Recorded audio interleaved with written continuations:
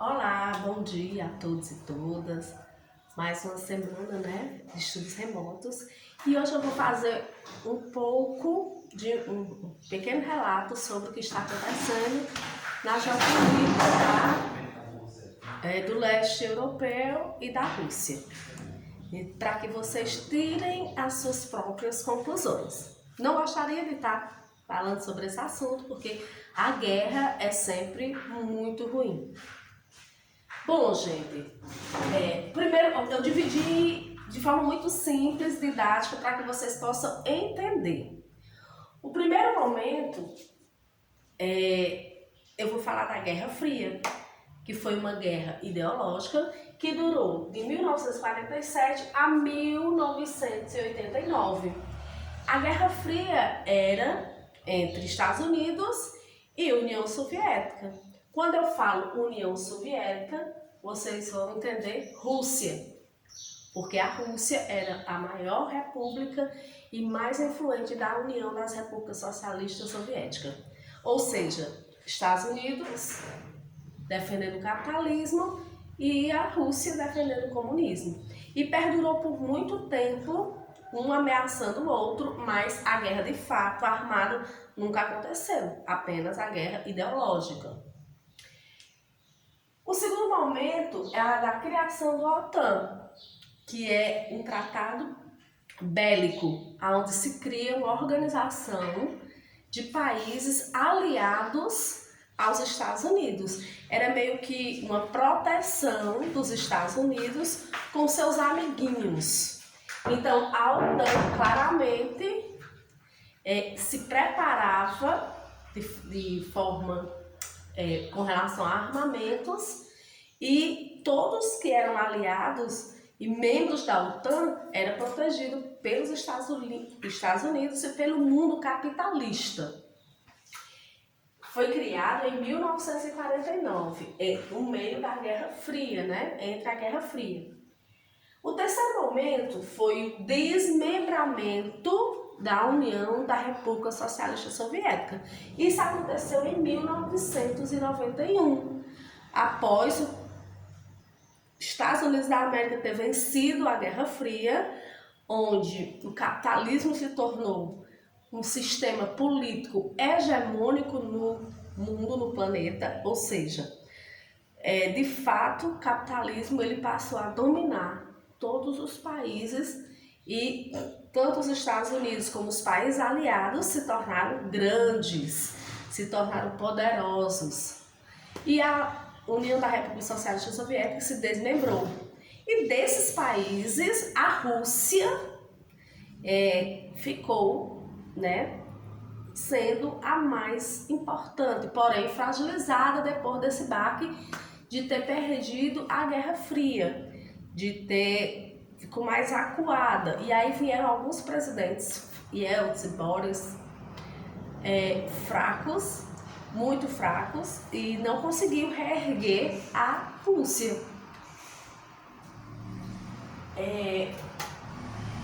Alguns desses ex-países, entendam isso aqui e guardem, é a Bielorrússia, Ucrânia, Lituânia e Letônia, além da Rússia, que era a principal.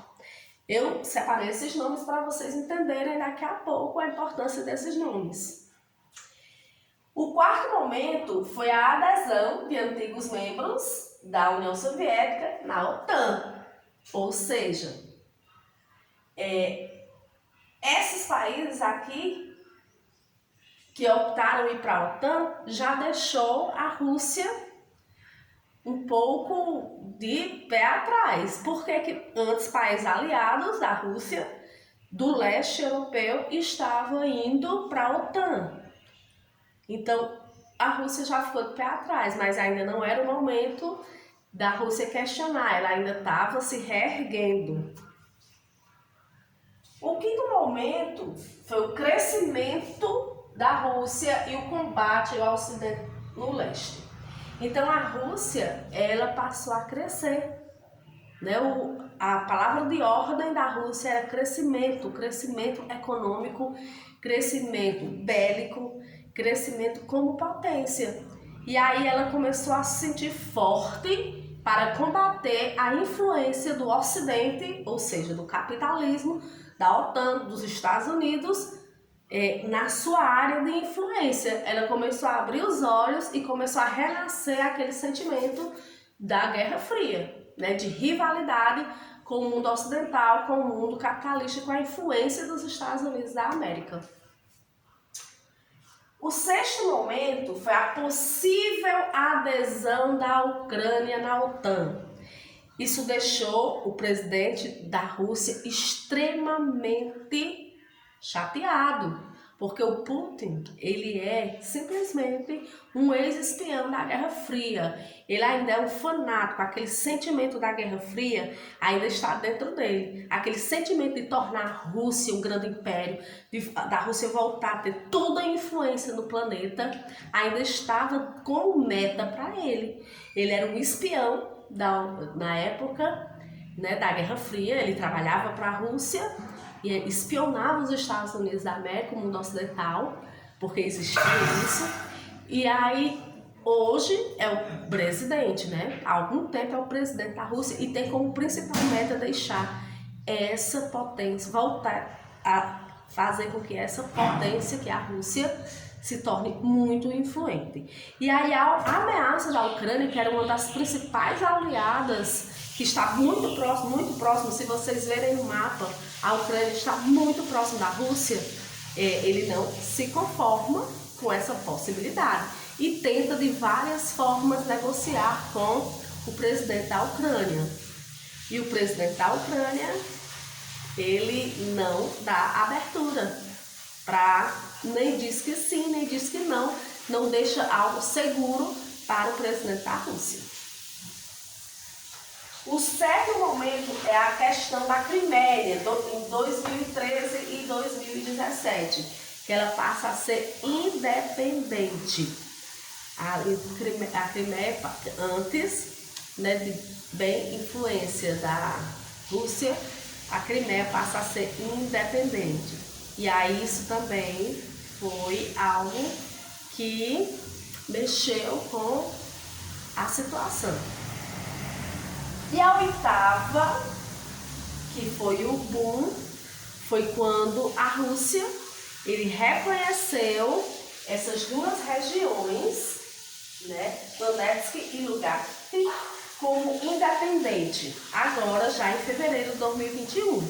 E aí isso deixa claro o interesse, apesar do Putin sempre dizer nas suas entrevistas que o mundo ocidental estava exagerando, que não era por aí, que não estava juntando seus soldados e seu armamento bélico, mas não estava pensando em guerra.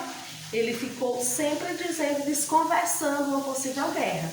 Mas, na verdade, desde o momento em que esses países aliados, né, como a Lituânia, a Bielorrússia, a Lituânia, a Letônia e possivelmente a Ucrânia, estava se voltando para o mundo ocidental, estava se voltando para a influência da OTAN, dos Estados Unidos, do capitalismo. O Putin, o presidente, já vinha planejando tomar medidas mais severas. E aí ele tentou várias vezes na diplomacia conversar com o presidente da Ucrânia. Porém, o presidente da Ucrânia não deu muita abertura. E aí, quando Putin dá a independência desses dois países, né, o que é que acontece?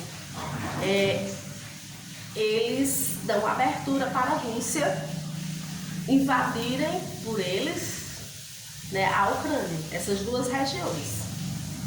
Então, o que é que acontece?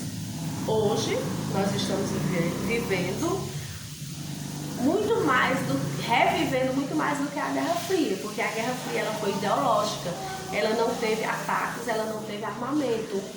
E hoje nós estamos vivendo um ataque russo à Ucrânia. E pelo simples fato da Ucrânia vê a possibilidade de entrar para a OTAN. E aí a Rússia não admite, porque aí a Rússia diz, ah não, a Ucrânia não. Porque aí a Ucrânia, para a Rússia, é como aqueles grandes irmãos que têm a mesma origem, a mesma geopolítica, a mesma etnia, a mesma cultura, então é muito próximo à Rússia. Mesmo fazendo parte do leste da Europa, mas é muito próximo à Rússia. E aí a Rússia não admite essa grande traição da Ucrânia. E aí eu pergunto a vocês, eu trouxe algumas informações, eu gostaria que vocês também vissem mais informações e a atividade vai ser a sua conclusão. Você vai tirar a sua conclusão sobre o que está acontecendo, né, entre Rússia e Ucrânia. Será uma nova Guerra Fria armada? Será uma terceira Guerra Mundial que vem por aí? Será que outros países vão se envolver? Será que os Estados Unidos da América vai se envolver? Então, a atividade de hoje é a sua conclusão. Um grande abraço e até o nosso encontro presencial.